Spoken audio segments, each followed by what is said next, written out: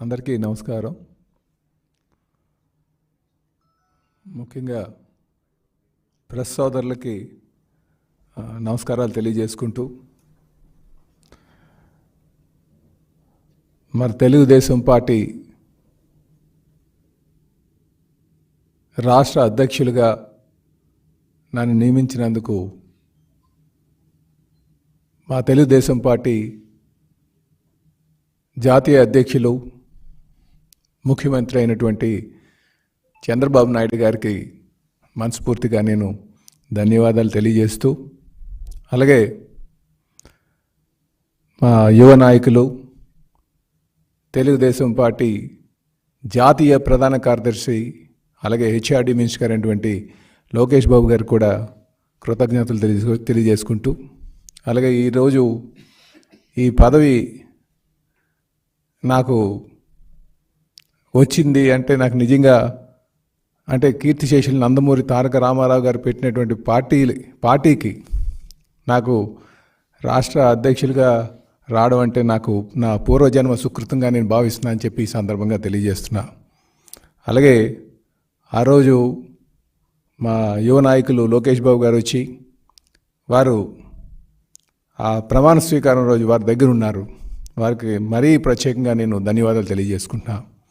వారితో పాటు మంత్రులు, ఎమ్మెల్యేలు, ఎమ్మెల్సీలు వీళ్ళందరూ కూడా రావడం జరిగింది. వారికి కూడా నేను ప్రత్యేకంగా ధన్యవాదాలు తెలియజేసుకుంటున్నాను.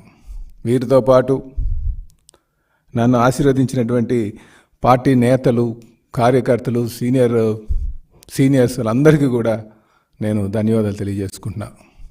అలాగే ఈరోజు నాకు ఈ రాష్ట్రంలో ఒక గౌరవం కల్పించినటువంటి మా తెలుగుదేశం పార్టీ నాయకులు, ముఖ్యంగా గాజువాక ప్రజానికం అత్యంత మెజారిటీ ఇచ్చి నాకు మన రాష్ట్రంలో గుర్తింపు తెచ్చినందుకు నేను నా గాజువాక ప్రజానికానికి అందరికీ కూడా రుణపడి ఉంటానని చెప్పేసి ఈ సందర్భంగా తెలియజేస్తున్నా. అలాగే తెలుగుదేశం పార్టీ అంటేనే ఒక పవిత్రమైనటువంటి ఆలోచనతో పెట్టినటువంటి పార్టీ. ఈ పార్టీలో ఉండడం అంటే నిజంగా చాలా గొప్పగా భావిస్తామని కూడా ఈ సందర్భంగా తెలియజేస్తున్నా. అలాగే ఈరోజు మరి ముఖ్యమంత్రిగా చంద్రబాబు నాయుడు గారు వారు ప్రమాణ స్వీకారం చేసిన తర్వాత అంటే ఎలక్షన్లో ఇచ్చినటువంటి మాట ప్రకారంగా కూడా వారు ఏవైతే హామీలు ఇచ్చారో హామీలన్నీ నెరవేర్చేయాలన్న ఒక ఉద్దేశంతో ఈరోజు ఒక్కమారుగా 1000 రూపాయలు పెన్షన్ మీద పెంచడం జరిగింది. అంటే గత ప్రభుత్వం తీసుకుంటే మేము 1000 రూపాయలు పెంచడానికి వాళ్ళు సుమారు 5 సంవత్సరాలు తీసుకున్నారు, దపదపాలుగా పెంచుతూ. అంటే సుమారు 32,000 రూపాయలు ప్రతి పెన్షన్దారుడికి నష్టం వచ్చేటట్టు చేశారు.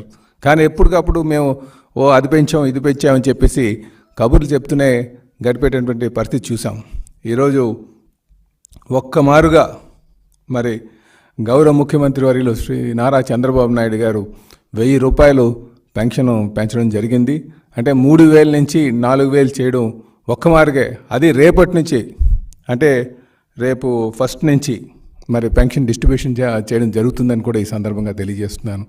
దీనికి చంద్రబాబు నాయుడు గారు రేపు 6 గంటలకే ఎన్టీఆర్ భరోసాని నామకరణం చేసి మరి 6 గంటలకే అక్కడ పెనుమాక విలేజ్లో తుళ్ళూరు మండలంలో వారు పెన్షన్ ఇవ్వడం జరుగుతుందని కూడా ఈ సందర్భంగా మీ ద్వారా ప్రధానికానికి తెలియజేస్తున్నాం సోదరులారా. అలాగే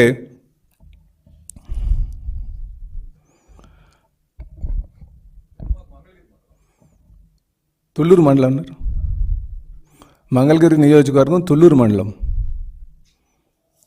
కదా, క్షమించాలి. పెనుమాక విలేజ్లో మాత్రం తెల్లవారు 6 గంటలకి వారు పెన్షన్ డిస్ట్రిబ్యూట్ చేస్తున్నారు. అది మీ ద్వారా నేను ప్రధానికానికి అంత కూడా తెలియజేస్తున్నాం. అలాగే ప్రతి ఒక్కరికి కూడా అటు మంత్రులు కావచ్చు, ఎమ్మెల్యేస్ కావచ్చు, వాళ్ళ నియోజకవర్గాల్లో కూడా 6 గంటలకే పెన్షన్స్ డిస్ట్రిబ్యూట్ చేయడం కూడా చేయాలని చెప్పేసి అందరికీ కూడా తెలియజేయడం జరిగిందని చెప్పి ఈ సందర్భంగా తెలియజేస్తున్నాం. అలాగే అధికారంకి వచ్చిన వెంటనే మేము ఆయన 5 మీద సంతకం పెట్టడం జరిగింది. అది హామీలు ఆ రోజు మా మేనిఫెస్టోలో పెట్టినటువంటి దాంట్లో భాగంగానే ముఖ్యంగా పేదలకు అన్నం పెట్టేటువంటి అన్నా క్యాంటీన్ల విషయం కావచ్చు, రేపు అన్నా క్యాంటీన్లన్నీ కూడా తెరిపించి పేదవాడికి పట్టెడు అన్నం దొరికేటట్టుగా చేయడం ఉద్దేశంగా అది ఫస్ట్ సంతకం పెట్టడం జరిగింది. అదే కాకుండా మెగా డిఎస్సి సుమారు 16,400 పోస్టులు నియామకాలు, ఉపాధ్యాయ నియామకాలు చేయడానికి దాని మీద కూడా సంతకం పెట్టడం జరిగింది. అలాగే పెన్షన్కి సంబంధించి 4,000 3,000 నుంచి 4,000 రూపాయలు జూలై 1 నుంచి మరి ఇంటింటి వద్దే పంపిణీ చేయడం కూడా దాని మీద కూడా సంతకం పెట్టడం జరిగింది. అయితే ఇందులో గమనించాల్సింది ఏంటంటే ముఖ్యమంత్రిగా అంటే మా ఎలక్షన్కి ముందే చంద్రబాబు నాయుడు గారు ఒక మాట చెప్పారు, మాకు ఏదైతే ఏరియర్స్ ఉందో ఆ ఏరియర్స్ని కూడా కలిపి పంచుతామని చెప్పేసి. అంటే ఏప్రిల్ 1 నుంచే మేము అధికారంకి వచ్చిన తర్వాత ఆ 3 నెలలకు కూడా ఏరియర్స్ 3,000 అంటే 1,000 రూపాయలు చెప్పిన మరి వృద్ధులకు పంచడానికి వారు నిర్ణయం తీసుకున్నారు. కనుక ఈ జూలై 1కి ఆ 4,000 అంటే 3,000 ప్లస్ ఇంకొక 4,000 కలిపి ఇవ్వడం జరుగుతుంది. అంటే సుమారు 7,000. ఇది కూడా మీరు గమనించాలని చెప్పేసి తెలియజేస్తూ, ముఖ్యంగా వృద్ధులకి వారికి ఎప్పుడు భరోసా కల్పిస్తూ చేస్తున్నటువంటి కార్యక్రమంగా మీరు భావించాలని చెప్పేసి ఈ సందర్భంగా తెలియజేస్తున్నాం. ఇదే కాకుండా పేదల ఆస్తులు కబ్జా కాకుండా ఉండడం కోసం ఈ ల్యాండ్ టైటిలింగ్ యాక్ట్ ముఖ్యంగా చాలా ఈ ల్యాండ్ ఎక్కువ మందికి ఆ ల్యాండ్ టైటిలింగ్ అనేసరికి చాలా భయాందోళనలు ఉన్నారు. దాన్ని రద్దుపరుస్తూ కూడా వారు మరి 4వ సంతకం పెట్టడం జరిగింది. తర్వాత 5వ సంతకం ఈ స్కిల్ డెవలప్మెంట్ సెన్సస్ అని చెప్పేసి దాని మీద 5వ సంతకం కూడా పెట్టడం జరిగిందని చెప్పి సందర్భంగా తెలియజేస్తున్నాం. అలాగే ఆయన వీటితో పాటు మరి పోలవరం అంటేనే జీవనాడి, ఆ జీవనాడికి సంబంధించి వారు అధికారం చేపట్టిన తర్వాత వారు వెళ్ళి అక్కడ సందర్శించడం, గడిచిన ఈ 5 సంవత్సరాలుగా ఏ విధంగా ఈ పోలవరాన్ని వీళ్ళు నీరు గార్చారు అన్న సంగతి మీ అందరికీ తెలిసిందే. సుమారు 70,000 కోట్ల నష్టం వచ్చేటట్టుగా వీళ్ళు ఈ 5 సంవత్సరాలు ఆ పోలవరం మీద చేసినటువంటి విధ్వంసాన్ని కూడా ప్రజలందరూ గమనించాలని చెప్పేసి ఈ సందర్భంగా తెలియజేస్తున్నాం. అంటే ఏదైనా ప్రాజెక్టు పూర్తి స్థాయిలో నడుస్తున్నప్పుడు దానికి రివర్స్ టెండరింగ్ అని చెప్పేసి వాళ్ళు ఇష్టానుసారం చేస్తూ మొత్తం ప్రాజెక్ట్ అని నిర్వీర్యం చేసి, ముఖ్యంగా ఇక్కడ అందరూ కూడా గమనించాల్సినటువంటి విషయం ఏంటంటే పోలవరం నడకపోవడానికి కూడా కారణాలు కూడా గమనించాలి. వీళ్ళు పక్క రాష్ట్రాల ప్రయోజనాల కోసం చేస్తున్నటువంటి ఆ రోజు వాళ్ళు పక్క రాష్ట్రాలకి ప్రయోజనం చేకూర్చే విధంగా వ్యవహరించారనడానికి ఇదొక నిదర్శనం అని చెప్పేసి నేను తెలియజేస్తున్నాం.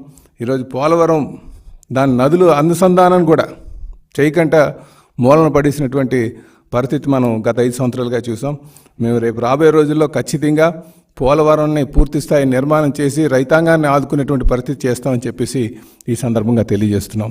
ఇదే కాకుండా మరి 100 నియోజకవర్గాలకు ఒక కల్ప వృష్టిలాగా అమరావతిని తయారు చేయాలని ఒక ఆలోచనతో చంద్రబాబు నాయుడు గారు ఇక్కడ అమరావతి నిర్మాణం మీద దృష్టి సారించారు.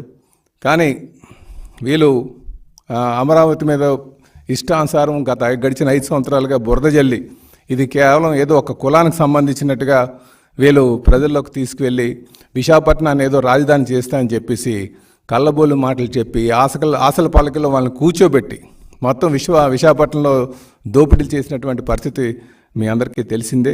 ఇది రేపు రాబోయే రోజుల్లో ఖచ్చితంగా అమరావతి పూర్తిస్థాయి నిర్మాణం చేసి, అలాగే విశాఖపట్నాన్ని ఆర్థిక రాజధాని చేసి, అలాగే ఇది విశాఖపట్నం అమరావతి చూసుకుంటే ఏదో ఒక కులానికి సంబంధించింది కాదు. ఇది ఇంకా ఎక్కువ మంది మైనారిటీస్ కావచ్చు, ఎస్సీ ఎస్టీ కావచ్చు, బీసీస్ కావచ్చు, వీళ్ళందరూ ఉన్నటువంటి ఈ ప్రాంతాన్ని పూర్తిస్థాయి నిర్మాణం చేసి మరి ప్రపంచంలో మేటైనటువంటి రాజధానిని చేపడతారని చెప్పి ఈ సందర్భంగా తెలియజేస్తున్నాం.